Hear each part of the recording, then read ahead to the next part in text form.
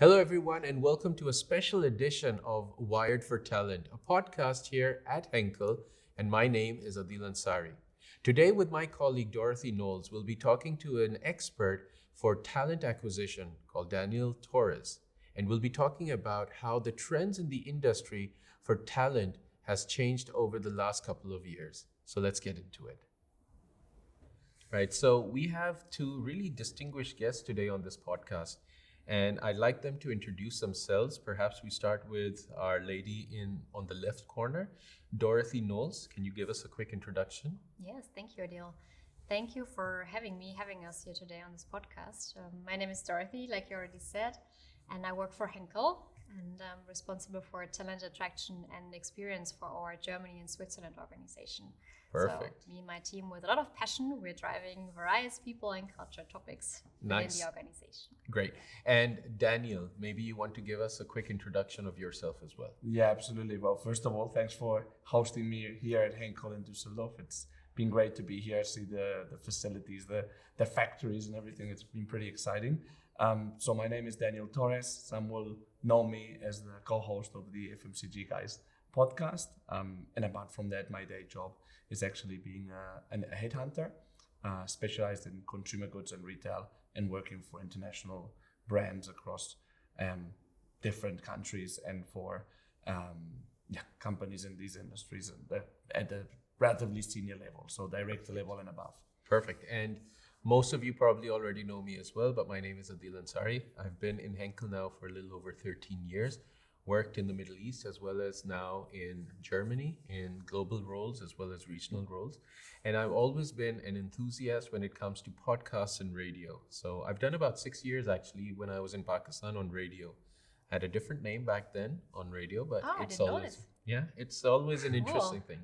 We're filled with a lot of talent in the organization across the board, I think. So today's podcast I felt was interesting because what I wanted to try and do is bring in the knowledge base from the outside world as well as the inside world when it came to talking about talent. And as you know, we are probably one of those few generations that have gone through a very disruptive phase in our life as a pandemic came, the COVID. What I want to understand is, and Doro, let's start with you. How has the pandemic, if at all, changed the way in which we're looking at talent acquisition in the organization? Yeah, thank you for that question, Adil. And I think you said even more, right? So we're living really in crazy times right now. It's pretty chaotic. We have like political instabilities, economic uncertainties, and organizational changes all over the world, and then also things like climate change, and then also pandemic. Yes. Not a moment of boredom. not a moment of boredom. So much is going on, and so much is keeping us organizations busy. Yeah. And I mean, if we think especially about the pandemic, of course, that did a lot about how organizations engage employees. How do we come together? Mm-hmm. Is it like physically in the office, be it also working mobile from home, but also above that or beyond that, there's so much more happening. Yeah. And this does something with us and on so many layers. And it's changed so much the way we've worked before versus now. And I'll get into this, but I want to have that same question to you as well, Daniel, because during this pandemic, how has the, let's say, job environment or the requirements from the businesses changed in your view? I mean, it's a very long answer, and there's like so many layers to that. First, I wanted to mention in terms of like talent and before and after the pandemic. I mean, for me, the big change, like just seeing like from where we were in 2019 to now, it's been actually probably a disengagement between talent or employees and the company. Like before I used to be talking to candidates, and they'd be like very engaged with their companies, their mission and the day-to-day job connected with their mission and stuff. I think that the fact at the beginning of the pandemic, there was actually a very high engagement, right? Yeah. Because it was kind of, wow, we're all in the same boat. It was the first time that kind of C-level people and entry-level people were all working from home.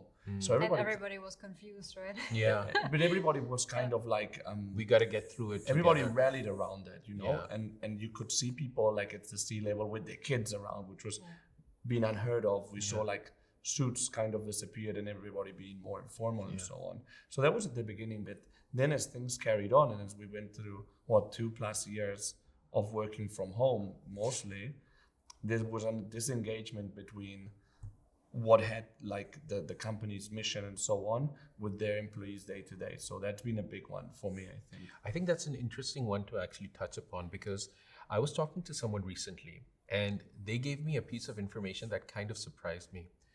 Most of the people that are coming out of the job of the universities into the job market have never worked from an office environment, because they came out during the pandemic. So they never knew how it was like working in an office environment. So my question probably would be 3 years down the line now, how is the work from home looking like in organizations such as ours in Henkel?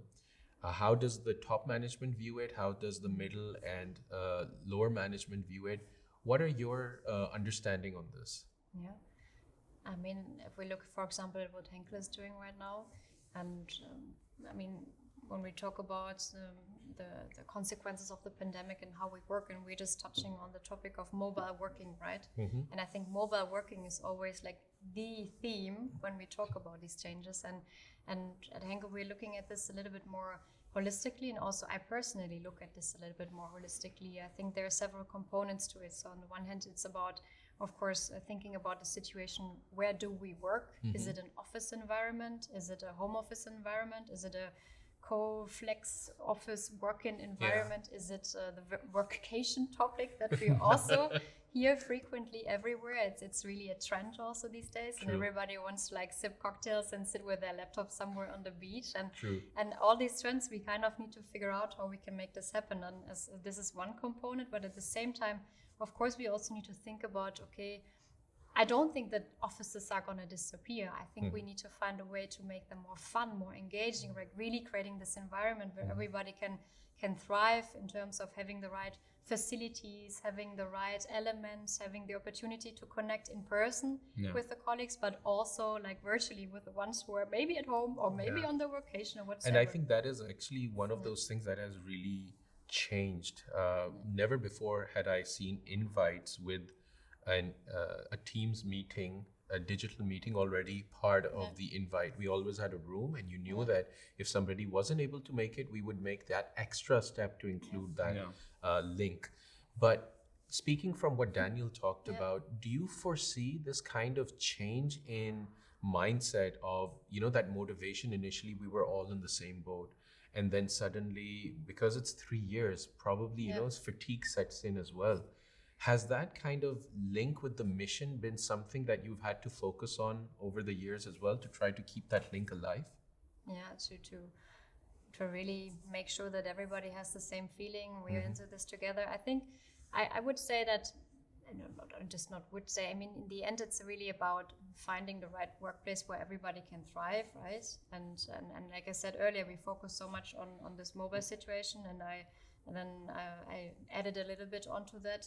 There are more things, like also how do we deal with health topics in the organization. Absolutely. It's all, in the end, it's a big cycle, Yeah. where we need to make sure that everybody feels safe, and I think and healthy in the end, and happy with everything, because I mean, in the end, the entire discussion also about the flexibility that we need to have at work, it comes from somewhere. I mean, we all have also life next to our work, Absolutely. next to Henkel, for example. So it's really also about creating this work-life balance. So it goes actually beyond only the fact, okay, where do I work? But it's really also about how do we work in general? What do we have for methods to come together in terms of flexible work arrangements? That's true. Sharing positions, all these kind of things.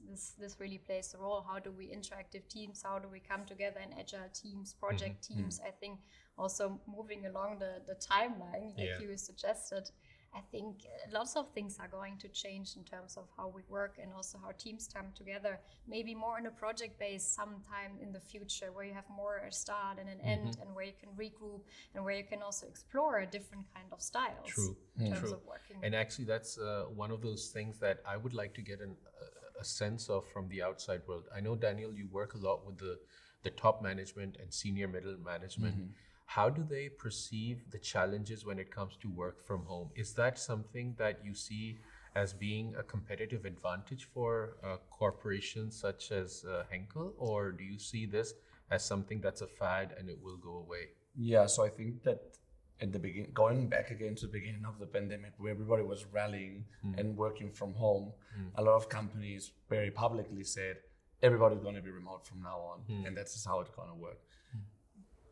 That's not the consensus anymore, clearly. Yeah. Even the big IT companies, and they said it very openly. Yeah, I mean, I don't work personally in IT, so I don't have that much context there, but I think that they're not working completely from home. I think some people are remote, but in general, for people to be engaged in a company and for talent to be retained and to ultimately perform, they need to be breathing and living the culture. And that in most company cultures means FaceTime. Yeah. It means being present, being around your colleagues, having those ideas that only come up when you're in person, and that engagement. So long story short, what I think to attract talent, it's going to be much more challenging if you don't have some type of flexibility. I do think that working from an office environment, having that very clear thing, even if it means compromise on certain talent, will be a competitive advantage for companies. Interesting. So basically what you're saying is that a hybrid situation is going to be perhaps more of a competitive edge than an all-round remote opportunity. That's very interesting. How do you see that, Doro, in our acquisition topics when we're looking at hiring new people? Where do you place Henkel within this realm of complete remote to hybrid to office? And I know certain jobs require to be in place, but others might require remote. Where does Henkel see itself within the spectrum? Yeah, I think at Henkel we really have the cool opportunity that we can choose from the flexible and mobile working opportunities. So people can work from home, people can work from somewhere else. We have, for example, this 30 days cross-border where you can work from everywhere in the world, which is really cool. That's amazing. And not just in Europe, so really all the continents that we have. It's not time-bound. So it's not like you have to be in the same time zone as your job. Yeah, I, for example, have an employee in my team whose family is in Peru. So he goes on a regular basis, and it's awesome. So I think this is something that's really great and that people are using more and more. But I think in the end, it's when we think about also talent and being more attractive in comparison to maybe other companies. It's this. I think it's like I mentioned also earlier. I think this is really one component. But when we think about the company culture in general, this is getting so much more important. And of course, this is again a component of it. But there's so much more. I think I think due to the pandemic and also caused by the pandemic, where maybe people were used to be in the office all the time, where people, or maybe some so-called leaders, were able to control maybe a little bit more. All these things were changing, right? So, and I think when we look at company culture now, and especially also looking at attracting talents, and especially also younger generations, the expectations are changing. Absolutely. Yeah, so, that is true. And I mean, I just picked on the topic leadership, right? So we really need to create this also, I would say, more eye-on-eye level sort of leadership relationship with employees, having more of a role in terms of a visionary versus a manager who's just controlling maybe task by task, is it completed or not, because this is also somehow not possible anymore. So we need to put much more trust and trust is such a underestimated asset within an organization and even within a team. And taking from that point, both of you touched upon culture. Within a digital world, is it more difficult to create a company culture than it was in the past? Well, I think that we're going into a world where everything is very liquid, as they say as well. Like everything is very relative, harder to grasp. Everything changes very much quicker. So I think that definitely it's harder than it was, because before life was in some ways simpler or more straightforward. It was like home office, home office, home office. That was what you did every day. If you were hired by Henkel and you lived in Hamburg, well, you moved to Düsseldorf, no? Unless you worked for the office that's up in Hamburg. Exactly. But in general, that's how it worked. And you know, you work to live in general, right? So now we're in a very different world, and that's coming. And the boundaries have kind of like blurred. Yeah. I remember in the initial days, it was difficult for me to understand where does my work stop and where does my home life begin. To be fair, I think the bosses, the leaders, the top management had a challenge to try and also understand that there is this flexibility required in the way in which we value our time and the time of our team members. So I remember I had written a post about, you know, lockdown and working with toddlers. And one of the senior management people said, this is a very valid point and we need to take it up. And true to his word, he actually had a session with everybody saying, guys, you know what your projects are, work on what you need to work on, and find the time within the day to match the timelines that you need. That flexibility, that openness from top management creates such trust in the team that motivation immediately goes up. Even for those who are probably not having kids, they still feel that, you know, the feeling that, okay, we need to be there for our team members. So with that, like, you know, the way in which the culture impacts, and the question that I asked for Daniel, that boss actually made an effort in a digital landscape to connect everybody together. How do you see it, Doro, right now? Is it something that's still an area that we have to work on, or some of the, let's say, leaders in our organization are already there and great role models? I actually really like that you took this example, because we were like, I mean, earlier we were discussing about, okay, company culture and the digital world. How does it all work? How does it all come together? And then you just gave an example which works in the digital in the digital world, but it also works in the normal world, in the live world, right? And that's, I think, something that we sometimes need to remind ourselves when we talk about people and culture, company culture, that not so many things changes. Or are changing actually.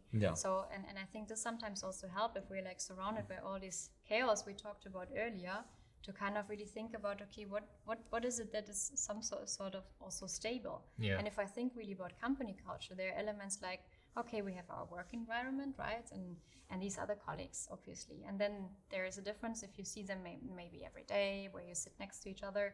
But I've been, for example, myself, I've been working in global roles. Since I started my career, I'm now for the first time in a regional role where I have my people around me.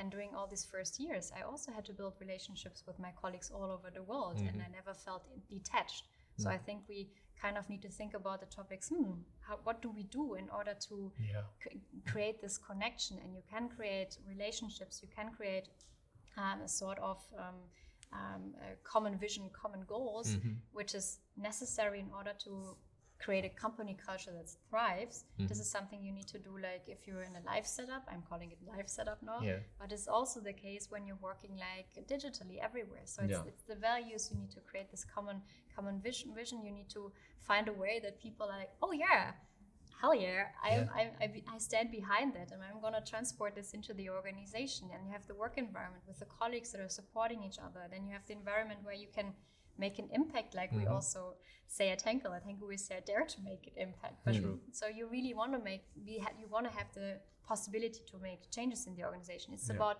the leaders. It's about also attracting the right people to the organization, so that this company culture doesn't get a crash. Absolutely, definitely. And I think that as much as like the company culture part is more difficult than it was, because there's just a lot of more different details that you have to look at. I think that we're in front of a great opportunity that companies have to really like invest in their culture and have a great company culture, because we've got used to things that we never thought we'd get used to. Absolutely. And if we have leaders that are, as you said, Doro, able to set a vision and then delegate and have people like that are actively involved, I think we're going into, I think you mentioned before, one of you two, about more projects and so on. I think that's the work of the future, right? And I think this is the what I'm hearing from both of you is that company culture is still going to be important in the future.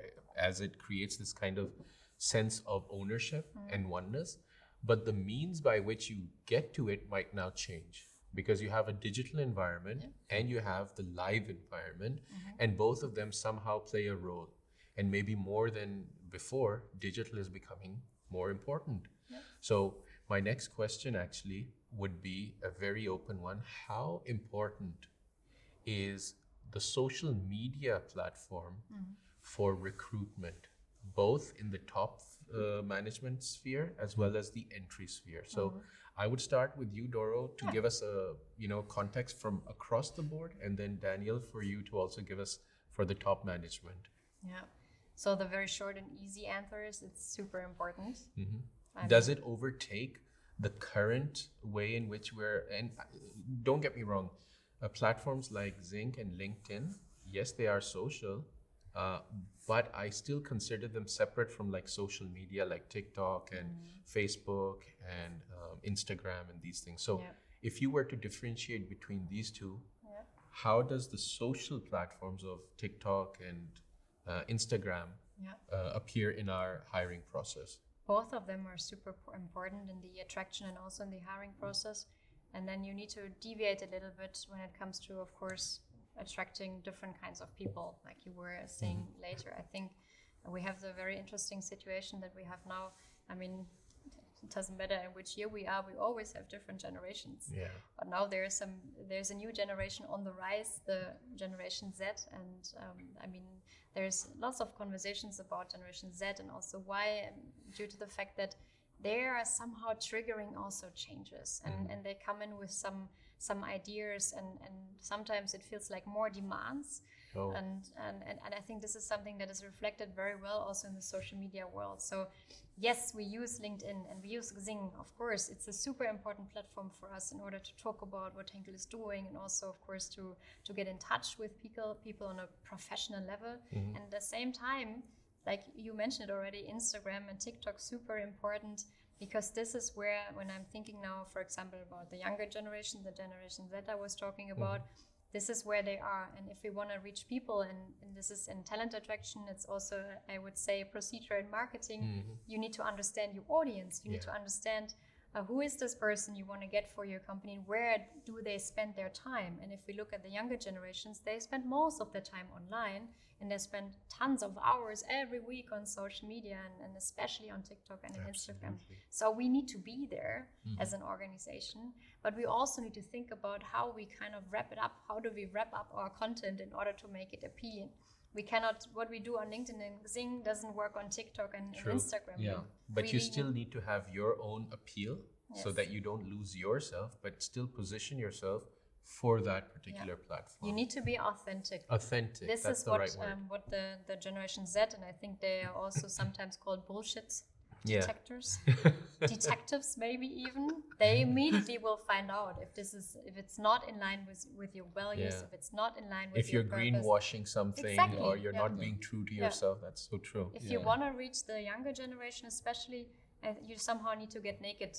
And you Yeah. need to be very true to yourself, and you need to be very honest, because Present otherwise, yourself to them. exactly. Otherwise, they will be like, okay, go on to the next channel. Absolutely. And the attention span, as they say, it's not just for the younger generation, it's even for us. Yeah, for sure. We're hooked to short format. So how does social play into the role for the corporate hiring process? Yeah, I mean, I think that in that level, it's still very much about companies being open and communicating like via the more classical corporate channels, if you like. So having when they do quarterly announcements, present them in the right way, have like a CEO that's out there and has a public image. LinkedIn is very important. So having that public presence on those networks is what's important to be kind of like a role model and a leader, perhaps, in that sphere? That helps, having like a purpose. Although I have to say that I think that in the last couple of years, that's maybe not as important as it was for some reason. I feel like pre-pandemic purpose was a lot of what companies spoke about. Now I think we're going through a bit of a weird transition period, but I think that the fundamentals are the same, like being present, having like great brands, having great people, and having good results ultimately will be You know what what will attract people. One of the things that I've noticed while surfing these professional social channels like Zinc and LinkedIn is that the top management, the moment they become more personal and they start sharing their real life situations, I feel a connection to them and I want to follow them. Yeah. And you see a very few of them are doing this. Most of them are curating their content or having their team curate something for them. So this, I don't know, it's an appeal for me. And the question is, do you think that having that kind of, like you said, being naked in front of the world, does that also play for the top management, the CEOs, the COOs? Do they need to be more human on these kind of platforms, or do they still need to keep it professional? And I open it to both of you. So I think that being there already is important, even if it's in a more corporate manner. I think that it's good to be genuine, and it's a positive thing, but it is a risk you run, I have to say.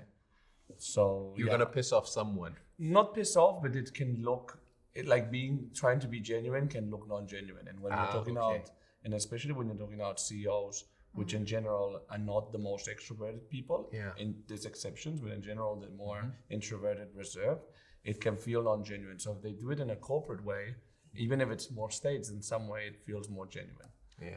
I think that it goes again to the fundamental of like showing what you're doing and having some certain vision. Maybe showing that visibility of it. What do you think, Doro? Yeah, I think this is really an interesting perspective also, Daniel. And I fully agree to the part where you say also the CEO, I mean, is representing the company. It's the person that represents the company probably the most, right? And the person while doing the representation needs to feel comfortable and needs to be also authentic in what the person does. I think even though if the CEO doesn't like it so much, I think the CEO, in order to survive also in this world and not to also, from a talent perspective, attract people, you cannot only rely on your employer reputation teams, but you also need to do your fair share. And this is by contribution. By going out there and talking also on the more or less personal channels, even though we know, of course, there might be a team behind supporting, but then the CEO can find himself or herself a team where the team kind of really helps the CEO to get out this authentic and real self. Authentic self. And you need to put yourself out because people like people follow people. You just said it, Adil. Absolutely. You're following someone because you feel a connection. Absolutely. And not a company. I mean, I also have a connection to a company and their brands where when there are brands out there where immediately like, nice. But like when you really have this, okay, I follow this. This is always people. We always follow people. So it's the CEO, but it's not only the CEO. As in an organization, you need to find ways. And if you have a good company culture, and if people are engaged, and if people are all in, so to say, then they will also find it easier to go out and share and spread the word about the organization through what they're doing. So it's not about yellow washing or anything. I mean, and this is sorry, there's another point actually that why it's a good idea for senior executives and even junior executives. I know some junior people that are like brand managers that do a lot and have built their own image.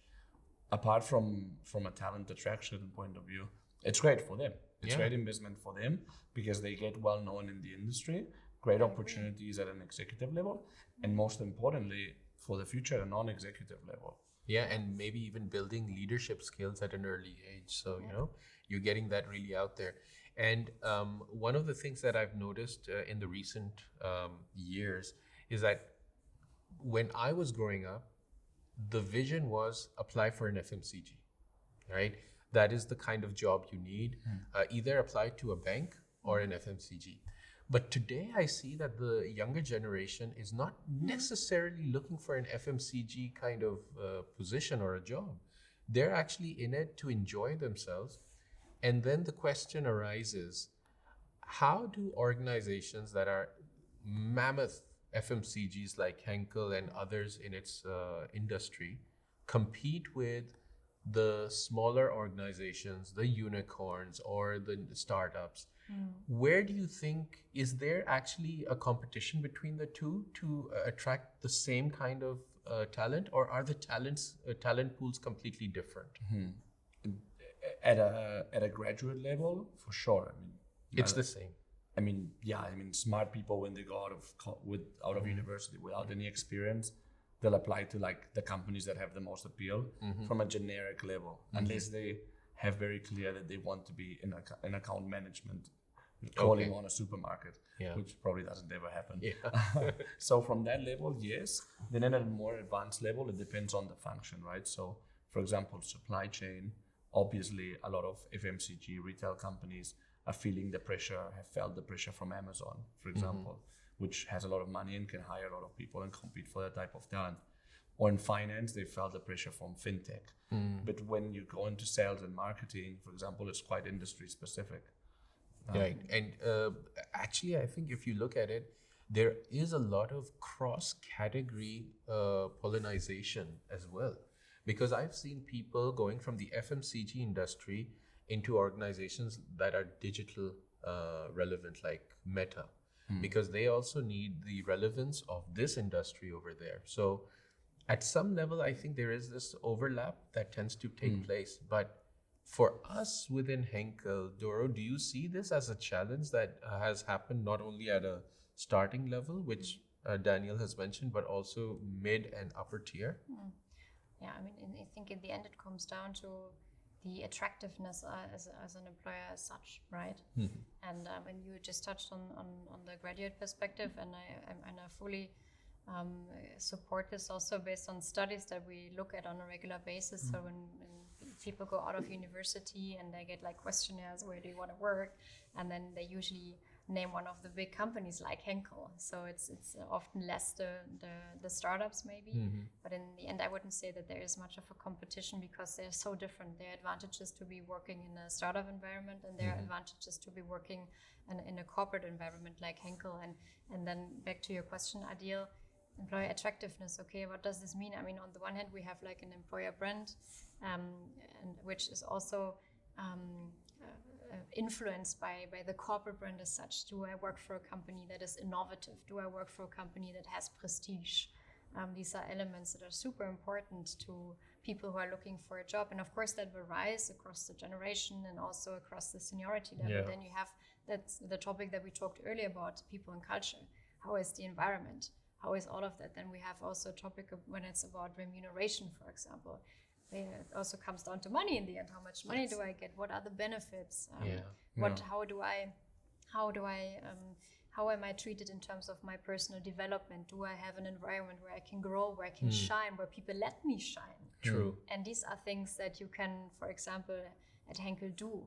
It's of course our challenge to get this across to the people. And of course, I would be lying if I would say, this is easy peasy and I work in the park. And no, because I mean, we have great resignation out there. It's this wave is like coming from all over the world. I think it started in the US. Then we have a shortage of skilled labor and everybody's fighting for them. So I think for companies all around the world and also for a company like Henkel, and that's what we're doing, is we really get ourselves out there. We try to show who we are. We try to present us in an authentic way and show the cool stuff that Henkel is providing. And we talked earlier about our smart work arrangements, which is not just about the mobile working, but also other elements. And so much more, obviously. Correct.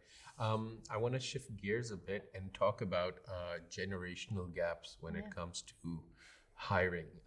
Every era has seen a generation gap, but I feel that now in a span of a decade, you have maybe 4 generations, whereas you may have had only 1 generation gap in the past.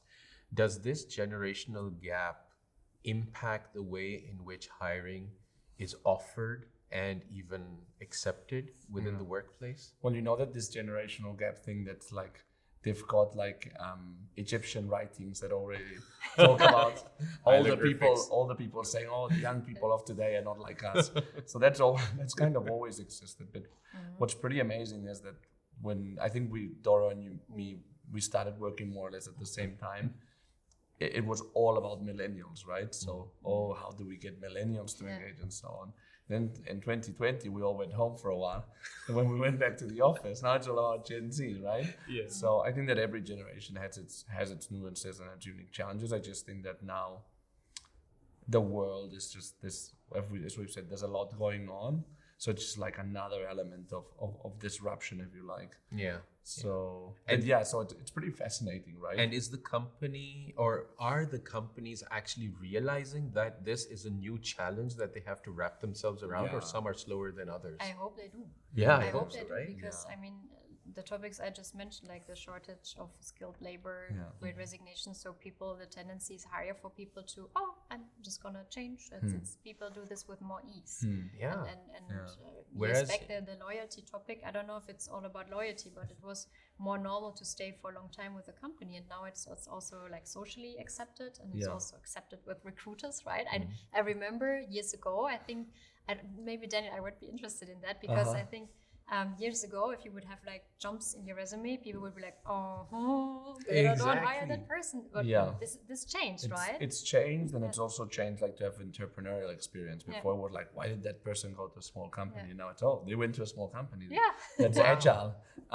But I think that also, I don't know, like there's a difference between like millennials and Gen Z in the way, I think that Gen Z is even more different than we were in some way. I think that they're more accepting of challenge.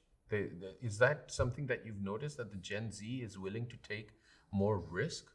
I think they're more outspoken. Outspoken. And also in their wishes, so which I admire actually. And I think we I mean, when I say we, the millennials, I think we also have components to it. But if I would compare it, like also in a job interview, I mean, from a millennial perspective, I mean, it was like, you got an interview, wow, and then you were in the interview, and then if you would have asked me if I was willing to do X, Y, Z, I would have said, yeah, of course, just to get into. And the Gen Z is like, no, maybe they're setting some boundaries. There's one essential difference, which is what I wanted to say before, I forgot, which is I think very important, is that when you and me went into the workforce, we were coming from a global recession.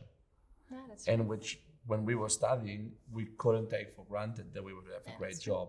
Yeah. So I think that everyone was like, wow, got a job. So let's you give it took all. whatever you got. This first I think of we all, didn't do bad. Yeah, no, that's great. We did okay. I think you did great, but this just makes me realize how old I am. Because that was the elephant in the room. because I'm much before that recession, and I'm thinking, oh my God, I have like 2-3 recessions to think about in my Well, that's the thing, time. right? I think that the generation that's now coming into the workforce is coming out of 10 years of, at least in the West, of economic bonanza, right? Even through COVID, apart from like some specific sectors, in consumer goods, it's been quite well. In the economy in general, it's been strong. In the labor market, it's been strong. And you know what I've noticed is that there are more entrepreneurial opportunities out there now with the digital space than there were maybe back then. So anybody who has a sense for creativity can become a social media manager, or can pick up a camera and do something, learn something on the side. You didn't have the opportunities to learn so much in the past. Everything you had to pay for. Now, I mean, YouTube is like your new library, and I have seen kids at the age of maybe 10 or 11 that make epic edited content. So they're also more entrepreneurial in the way in which they approach life, because they're like, okay, if I have a steady job, then I'm forsaking this that I could do on the side. So with these kind of mindset that you have for the younger generation, does it make it difficult to hire for a 9-to-5 kind of job, or do you have to change the way in which you have to approach these talents? Yeah, that's actually an interesting question. The 9-to-5 mentality. I think this is somehow it doesn't exist anymore. It's more like 8 to 7 in general, no? I think because what you're talking about is like standard working times, Correct. right? So this is okay. I'm starting. Then then it's time for me to go to my family to do whatever I want to do. Or if maybe I don't have a family, but I have other hobbies whatsoever. Yeah. And I think, I mean, the digitalization provides us the opportunities that we have, all this flexibility we were talking about earlier. And the talents, they're also demanding this kind of flexibility. At the same time, I also see that people, when it then comes to, of course, dealing with mental load and everything, there needs to be a way to put some boundaries to it and to also find ways to be offline every now and then. Yeah. So I don't think it's necessarily about a 9-to-5 mentality, but it's really about finding a way to serve for this endless opportunities, because True. in the end, these are endless opportunities. But also, I think we are still, and also I sometimes have the feeling that this is a thread throughout the generations. We still need to find ourselves so that we are, because in the end we are humans, we're not robots. There's this digital world around us. We have artificial intelligence. We have so many new technological solutions, but our brain didn't develop that way. Our brain is still old. If I and I get scared when I see AI. I get scared, I have to say. The question that then arises is it still today an employer's market or an employee market when it comes to the job market? I think that broadly speaking, right now it's an employee market in the way that there's more demand for workers than workers available, and I think that that's the case throughout the advanced economies in general. Yeah, but then there are also boundaries in which there are barriers to entry to this economy. I know that there are people within the subcontinent, within the rest of Asia, that would be fabulous for the opportunities here, but they can't enter, right? So is that something that we've also somehow created ourselves because of political scenarios? I think it's when we talk about this is because we're talking about shortage of labor, right? Yes. And we have like this small pool, and everybody is trying to get somebody out of this pool. So we have so many employers who are who try to fish in the employee market, like you said, Daniel. So I think at some point we need to think about so many things, and not just at some point. So the time is now. It's about really thinking, how can I utilize the power that we have? And this is also a topic for diversity, equity, and inclusion. Let me ask you one question then. Broadly speaking, what would be the top 1 or 2 things that HR needs to focus on in this day and age for an organization? Adi, you're asking me an impossible question. It's not just 1 or 2 things. It's like it's the few 15 or something. What are the few things that come to your mind? It's so much more, but I mean, I wanted to elaborate a bit on the role of D&I earlier, and this would be one of my top lists, as you were asking me. What would be D&I? Diversity, equity, and inclusion. Okay. Because if we think and just making the bridge again back to the shortage of labor, because there's still so much untapped potential also within the workforce that we have. And when I think just about one dimension of diversity, equity, and inclusion, which is gender, and we see in certain positions there are less and less female workers. And this is sometimes due to the challenges that we have to combine family and work with each other. And at this moment, still a lot of women are taking this load, so to say, on their shoulders. If we as organizations find better ways to provide everybody opportunities to be a part in the party, so to say, this is already something that could help, of course, make sure that everybody can keep working, so to say, if the person wants to. So just one example also to bring in another dimension, and the D&I dimension in this particular deep dive with gender. I mean, D&I is so much more, but it's also about, and you said that we also need to get people from other countries. This is for me the same. We need to be open. It's part of diversity. It's part of the diversity. It's part of the internationality, ethnicity, where we need to bring in new perspective also from this point of view. And when we have troubles, for example, I mean, I'm now based in Germany, and also my focus is Germany and Switzerland. I'm like, okay, if we want to survive as a company, but also I think as a country, we need to open up, and we need to make sure that we can tap into all these awesome people all around the world, and make sure that we have accessible, that we make it accessible for everybody. Absolutely. And this is actually, then let's push it out to your side as well. Diversity as a means of hiring. Is this something that you're seeing more and more with your clientele, or are they just saying, just get us the right person, we don't care about diversity? I hope not. I mean, like, that's the extreme case, but just let's be honest. Well, it's what not is as it? extreme as you would think, because lots of times when I get engaged on a role, it's because it's an urgent need, there's no talent inside, and the perception of very scarce talent outside. So if it's very specialized, maybe it's not the positions to prioritize diversity and inclusion, because you're looking for a very specific skill set. Yeah. I would say that if you want to prioritize diversity and inclusion, it's not a quick fix for once. And for second, it's like you need to do talent pipelining and really do an intentional mid to long term effort to bring great people. So for example, for a multinational like Henkel with many business units, really like from the moment that you hire people, make sure it's the people that have the ambition to move internationally and, and to be internationally mobile. Invest money into that because moving people is expensive. And then also have like, have that culture in it and allow like mothers to actually continue engaged in work and not like disconnect, or you have to like kind of hire people like that and be very intentional about it. And that's why when you do have a company culture, as it's all related to culture at the end. Yeah. You need to have a culture that is very clear and that's not for everybody as well. And at the same time, you've worked with organizations big and small, and maybe even startups. Am I right? More like mid-sized and large. Mid-sized and large. Yeah.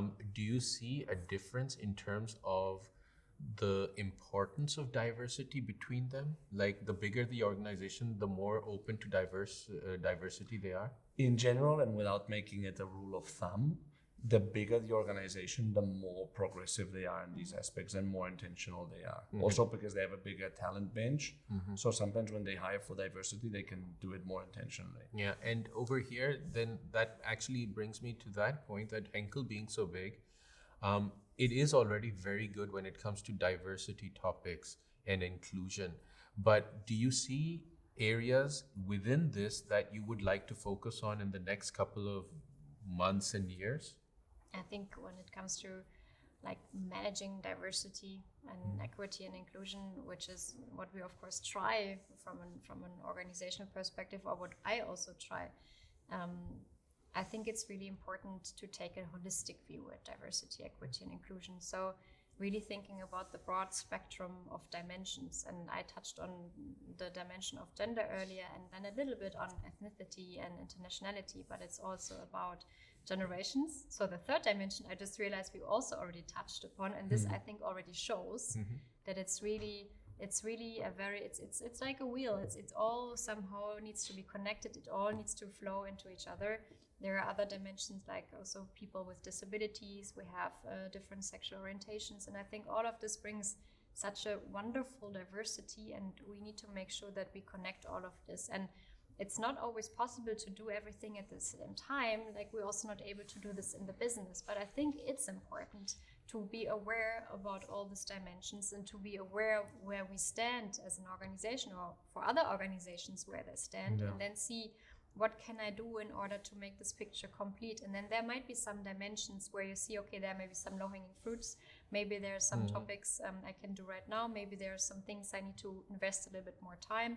And then, of course, there would be some elements where you say, hey, this is for us so important. And for Henkel, I mean, again, also all the dimensions are very important, but it's really gender. And an example would be the gender parity ambition that Henkel also published last year to achieve gender parity across all management positions as one example. Excellent. And it's difficult to the diversity topic because like we're talking about culture as well, that it needs to be something clear and not for everybody. So how do you get that together with having people of many walks of life, right? So it is a challenge, and it's something that we have to keep on working on all the time. And you know, diversity and culture are kind of like two sides of the same coin, but that coin, the currency is the person itself, the personality. And the how ways do you of judge how you it? communicate Exactly. and so on. So within an let's say hiring process, what would be the way in which you identify the right personality for an organization? What would you do? Yeah, normally like I use a lot of like benchmarking, like depends on where the person comes from, like if they're happy, or like for example, I'm working with a company that's not very structured and people have to be self-starters. So if I'm interviewing somebody for a company that's very structured, if they're happy there and they like that culture, I know that they won't be happy at my client. Whereas if they're there but they feel frustrated by the process, I know they'll be happy there. Interesting. So it's also a base on you understanding the company. That's important. Yeah. And then asking the right questions to filter. That's really interesting. I never thought of it that way, because I always thought of hiring as a person-to-person topic rather than a company-to-person topic. So No, and the company has its set of values, we have a purpose, we have a vision, and then there's a person with its own values and aspirations and everything. And of course, there needs to be some sort of a common ground in order to make it work. And I think it's important when we talk about bringing different perspectives, and you can have a different opinion. This is awesome. This is appreciated. But there needs to be some sort of a common ground. And like in hiring processes, this is, and like you said it, you do this by having set of questions in order to find this out. But there are also tests. Like there are tons of personality tests, like the Myers-Briggs Types Indicator or DISC, and many more diagnostics that you can use.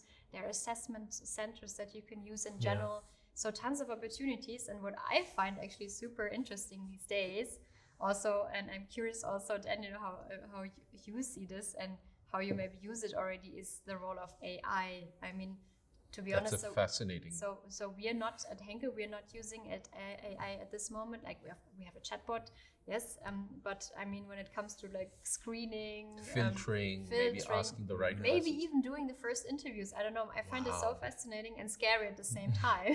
No. But I know it will be coming in some form, right? And we need to get ready for this. It depends on what level you're hiring as well, because if you're actually headhunting, you can't like expect people to like be speaking to a robot, right? You need to actually engage these people from moment one. And actually that's very important for companies to know that as well, that in a recruitment process, it's not about the recruiter, it's not about HR, it's about the line manager being involved and being personal with that person. And that's so true. AI, I don't think, and I mean, won't ever replace that. If AI is able to replace that, it means that we've all become robots, basically. I mean, at some level, if you think about it, we are very robotic in the way we But do still, things. I still think that we're highly emotional. No, of course. Like, when you're talking about individual, like culture is based on individuals, you're completely right. Like in the end of the day, companies, people that they like, hire people that they like. And normally when a company culture is very strong and solid, it's as simple as indefinite as like, oh yeah, we saw that person in the room and we very quickly saw that they were a culture fit, or we quickly saw that they weren't. Yeah. And that happens, and that's actually in some way the ultimate way to see it. Yeah, and there are so many different books out there and topics. One of them was discussed by, I think, Malcolm Gladwell, where he said that most of the decisions we take based on our checklist is not necessarily valid, because there is this inherent way of looking at things which biases whatever we do. So even the hiring process, the moment you automate it, I think it can get quite scary, if you think about it, because you might be missing out on someone that the system believed was not relevant on that particular day. It's a big challenge. Right? But it's an interesting and fascinating way of looking at it. And it brings me to my next question. The other day, you and I were discussing about whether or not Henkel would be willing to do video resumes. And you told me that just like maybe McDonald's, Henkel also does video resumes. Is that correct? Yes, of course. Oh, wow. I had no idea. Yes, our recruiting department is very advanced. Oh my God, that's so cool.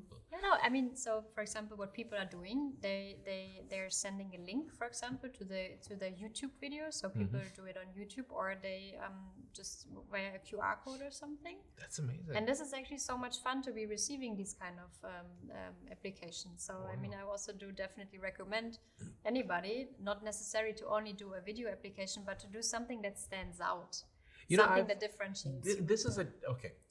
I need to discuss this. Uh-oh. All right. So I have created a resume for myself in the past, which was very colorful.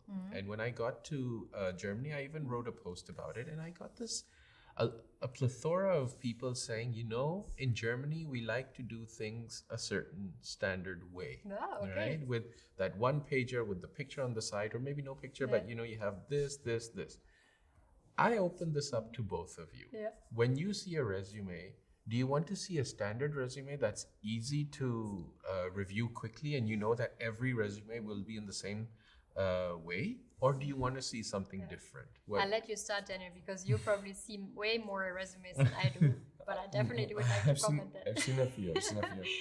Look, I think that in general, when you're talking, because I'm judging people, like the resume for me is the first filter, and they need to be like, have certain qualifications or certain experience, basically, because education, to be honest, I don't really look at it even. So for me, the most important is that person knows how to communicate what they've done and what they're about very clearly. For me, that's the most important thing, because it's all about colors and emojis and stuff like that, but it doesn't have any substance, written substance. Okay. And that's your starting point to say, okay, this is an interesting person for me to take on as a further Mine, the conversation. hiring managers, and practically everyone, like you need to appear to be smart and have an impact on your CV, basically. Okay, good. Yeah, and to build on this, you need to, in the end, you need to bring your message across. Yeah, Okay. You exactly. need to, I mean, you want to present yourself as a person. We have learned that, I mean, it's a difficult situation, right? Because we are in a situation where we are hungry for talents, and where there are not so many talents out there. At the same time, of course, and when I say we, I of course think from a Henkel perspective, but as also in general from an organizational perspective. I mean, you still cannot take just anybody. You need to have this cultural fit we were just talking about. Yeah. So Yeah. no matter how this looks like, if it with emojis, without emojis, if it's colorful or not, if it's a video or not, that there needs to be a moment where the person is able through this resume, and again, the form doesn't matter, but it needs to quickly transport who the person is and what the person is good at and what he or she could bring to the table for the new job. And there's a strong correlation, you wouldn't believe how strong it is, between someone that has a good resume and is a good interviewer and is actually good, and a person with a bad resume and that's actually a bad interviewer and it's probably not that good. Like there's a super strong correlation. It's unbelievable. Wow. Okay, so this makes it even more interesting in this day and age, because you have so many different ways of connecting with the hiring manager. I remember seeing a video where a person actually did a treasure hunt online for their resume. So getting the hiring manager to actually get to the final point online of what their resume really is. Okay. I thought that was a bold move, but it was also an interesting treasure hunt on its own. I'm interested. Yes, How that worked. I would have hired that creative kid. Yeah, really cool. Sounds really cool. The last maybe one or two questions, same for both of you. First of all, do you think multinational companies are sexy employers? And if not, what can we do to make them sexy employers again? So, Doro, what do you think? I mean, the first thing I would like to say, it's always, I mean, this is highly personal, right? So it depends on what you're looking for. And I think I mentioned this earlier also, that there are tons of advantages to work for a multinational company, and there might be advantages to work for a smaller organization or a startup. And I mean, as I'm working for a multinational company, what I like about it is, as an example, I mean, I'm one of 52,000 employees, all following one big purpose. Yeah. Pioneers at heart for the good of generation. I mean, wow, right? And It's big. I mean, knowing that there's so many of us out there, in Germany we say Henkelaners, right? Yeah. So at the beginning, when I joined the organization, I found this a very odd term. And then I started to get to know people, and I thought, oh, this is so cool. There's so much more behind it. It's innovation. It's people who are practical about it. It's people helping each other. It's And a we team speak the spirit. same language. Same language, Yeah. yeah. So I mean, you have that, and for example, with the stuff I do, I know. I mean, sometimes people could say, "Oh, you're maybe just a small person in the wheel because of the size of the organization." But this is exactly not how I see it. Because when I do something, it immediately impacts thousands of people in our organization. And due to the fact that these people have friends and family, it goes even further. So if I support my organization in driving culture, in driving diversity, equity, and inclusion, I know that it will also impact others. And then I'm like, wow. Amazing. And I think this is something, example for the corporate world. And of course, there are things like sometimes we are in the middle of alignment processes, etc., and you don't need to lie about this. They exist, and you might not have this in smaller organizations. True. You can maybe do things even quicker. So there's always two sides of a coin, that, as you said. Fair enough. But this would be something where I'm like, hell yeah. So there is So that, cool.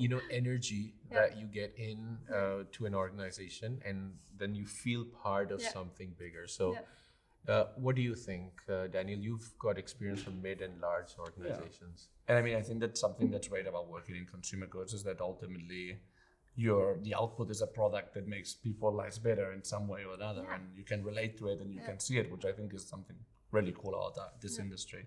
No, and I think that working in a multinational, I mean, you get to do big things, as you were saying. Yeah. You have budget, you have scale, you work with very smart people. That's something that, like, as somebody that's never worked in a big multinational, I'm kind of jealous about. No, because I'm a very social and extrovert person. So to be able to see people every day that are very smart, that inspire you, that you learn from, that's a great thing. And also, if it's a multinational that's more or less built well in the talent structure, you can learn a lot of things, work in different departments, live in different countries, and make a good living. Absolutely. Maybe it's not going to be Mark Zuckerberg becoming a millionaire, but it's going to give you a very good fundamentals to do business as an entrepreneur potentially as well. A lot of entrepreneurs have worked in multinationals before. Exactly. So a good, let's say, breeding ground for maybe future entrepreneurs that can make a change and work in environment. So with that, guys, I want to thank you for an hour that passed like that, and I didn't even realize it. That really was. Kidding. So I know you guys must be really tired, especially Daniel, you traveling. Early morning. When did you get up? I woke up at the time that I go to sleep on weekends Oh at my 5 a.m. So I guess it's time for us to probably take a break. We thank everybody for listening in. Treat is on me. I'll treat you guys to some coffee. What do you say we head out then? Sounds good. All right, Thank you so much. Let's go.